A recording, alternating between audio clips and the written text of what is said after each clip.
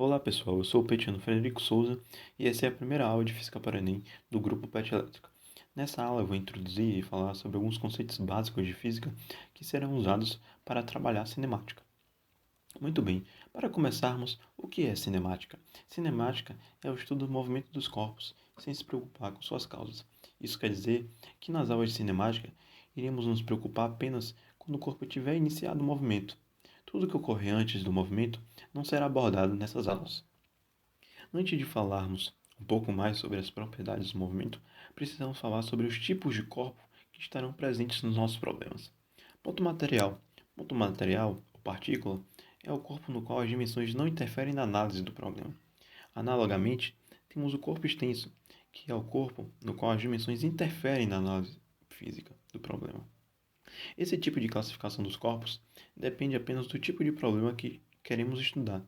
Ele não está associado de forma nenhuma ao tamanho real do corpo ou objeto. Por exemplo, no movimento da Terra ao redor do Sol, podemos considerar a Terra como uma partícula, sem problema nenhum. Já no caso de uma ultrapassagem, devemos considerar o tamanho dos automóveis, já que o tamanho vai interferir diretamente no tempo da ultrapassagem deles.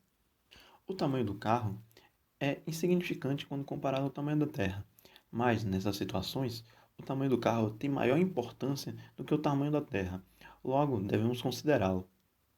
Passando agora para conceitos que estarão presentes de forma mais explícita nas nossas análises físicas, temos o referencial ou ponto de referência. O referencial é o ponto no qual o problema toma base, e a partir dele conseguimos definir todas as propriedades do problema físico analisado. O referencial é a estrutura mais importante da física como um todo, porque a partir dele conseguimos definir as propriedades dele, lógico. Essas propriedades, no caso do movimento, da cinemática, podem ser o tipo de movimento, o estado do corpo, sua velocidade, sua posição e sua trajetória. Pois bem, estado do corpo, como assim? O que é isso? Estado do corpo é o comportamento que o corpo está tomando durante um instante de tempo. Comportamento é indicar se o corpo está parado em relação ao referencial, ou se ele está se movimentando em relação ao referencial. Se está se afastando, se aproximando, tanto faz. Mas como a gente analisa isso? Imagine, por exemplo, que você está na rodovia, no carro, atravessando com um amigo. Seu amigo está dentro do carro dirigindo e você ali no passageiro. A gente pode dizer que seu amigo está parado, em repouso, ou em movimento ao mesmo tempo. Como isso é possível? Como é que isso está acontecendo? Parado em movimento ao mesmo tempo? Sim, parado em movimento ao mesmo tempo. Por quê? Porque a gente pode tomar dois referenciais diferentes para indicar o estado do corpo do seu amigo.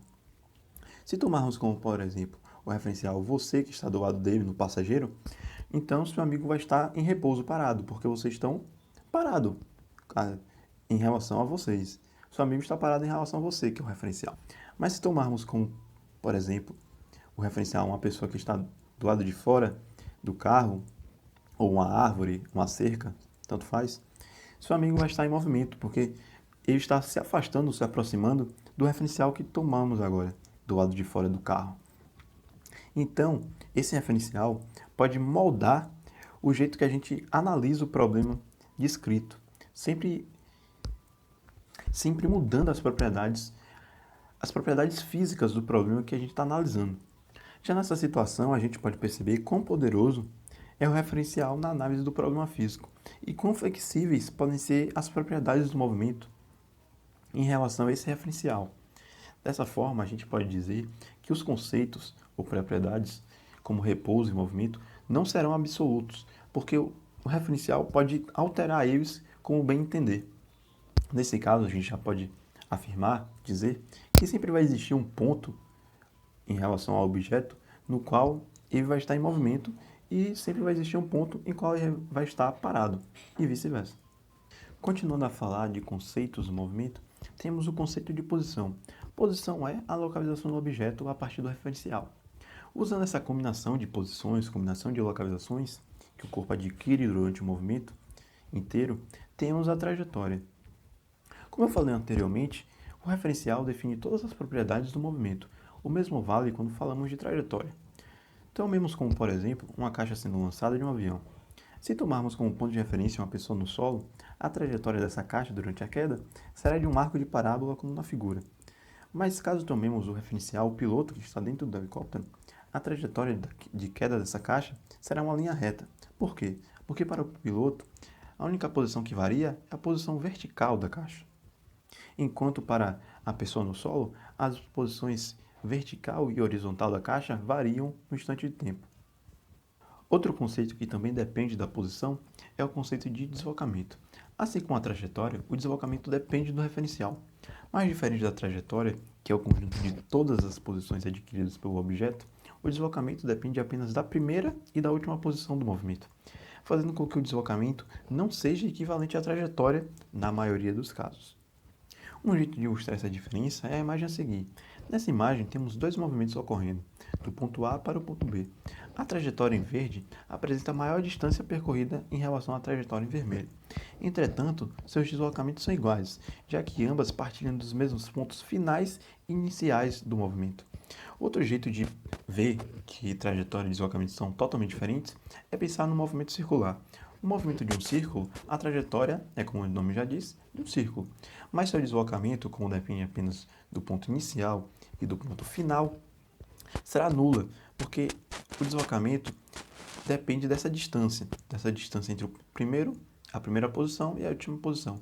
Mas a primeira e última posição do movimento circular são iguais, então o deslocamento é zero, enquanto a trajetória é um círculo. Muito bem, para terminarmos essa aula de introdução, temos que falar de velocidade. Velocidade é a taxa de variação da posição em função do tempo. Em outras palavras, a velocidade indica o quanto a posição da partícula do corpo muda durante determinado intervalo de tempo. Com a velocidade, podemos saber várias informações sobre o movimento desse corpo, dessa partícula. Coisas como direção, sentido e rapidez do movimento. Essa rapidez do movimento seria o valor associado à velocidade, a magnitude da velocidade. Por exemplo, na imagem temos que o carro A tem velocidade que geralmente indicamos pela letra V na física, de 100 km por hora. Esse valor de 100 km por hora seria a rapidez desse movimento. Já a direção e o sentido, no caso dessa imagem, estão sendo indicados pela seta logo abaixo de V. Mas também, outro jeito de indicar o sentido de um movimento é pelo sinal associado à velocidade. Nesse caso, o sinal associado à velocidade é positivo, ou seja, podemos inferir só por esse fato dela ser positivo que o sentido o referencial positivo adotado para essa velocidade é da esquerda para a direita. Esse foi o referencial adotado pela imagem. A gente poderia ter adotado outro, mas esse é o que está na imagem. A partir desse referencial, a gente pode indicar então que se existisse um carro B vindo na direção contrária, no sentido contrário ao carro A, então sua velocidade seria negativa. Então, olha a imagem. Nesse caso, o outro carro que estiver vindo no sentido contrário ao carro já indicado A, tem velocidade negativa. Isso tudo por causa do referencial que estabelecemos, justamente para explicitar o sentido do movimento. Esse sinal indica o sentido do movimento. É a forma mais fácil de indicar o sentido sem ter que desenhar várias coisas ou ilustrar várias coisas. Muito bem, essa foi a primeira aula de Física para o Enem do grupo PET Elétrica. E na próxima a gente vai começar a falar dos tipos de movimento, mais precisamente falar de MRU. E eu espero vocês lá. Até logo!